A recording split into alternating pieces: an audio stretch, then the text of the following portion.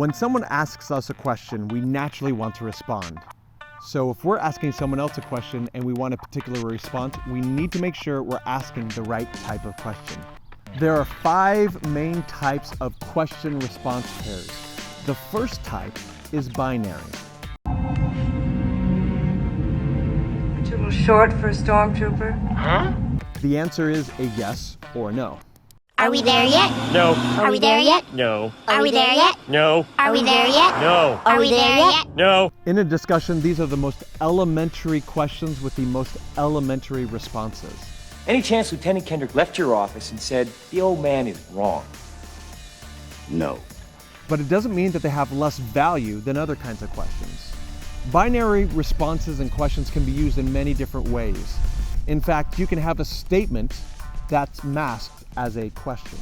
A moment ago, you said that you ordered Lieutenant Kendrick to tell his men that Santiago wasn't to be touched. That's right. Sometimes, however, the response isn't just a yes or no. And Lieutenant Kendrick was clear on what you wanted? Crystal. And in this case, it's crystal, which means, obviously, yes. Bueller. Bueller. Bueller. Bueller. The classic binary question here was actually, Ferris Bueller, are you here? To which, if the answer were yes, he would have said here. And silence in this case means no, because obviously Ferris Bueller was not at school.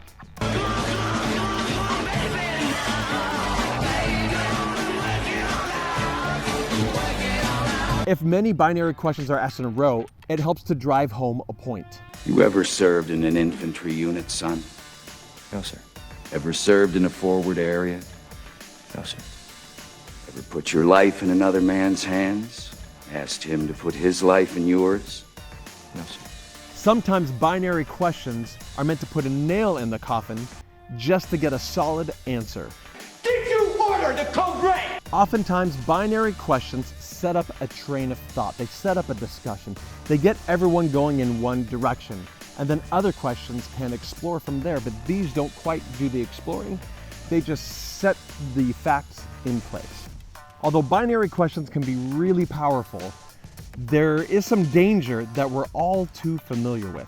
In a meeting, in a class, or even when lecturing children, if we are lazy about the questions we ask, it is easy to use obvious questions that only solicit binary responses and put the audience into a mental stupor where they actually stop listening to you. In essence, you bore them to death and mentally lose them, and your whole point is lost. They sit there quietly, and in the back of their mind they are thinking, seriously?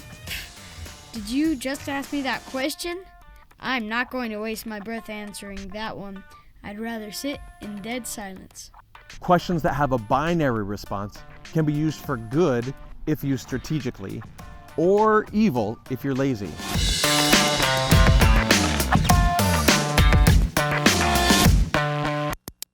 Are you telling me that you built a time machine out of a DeLorean?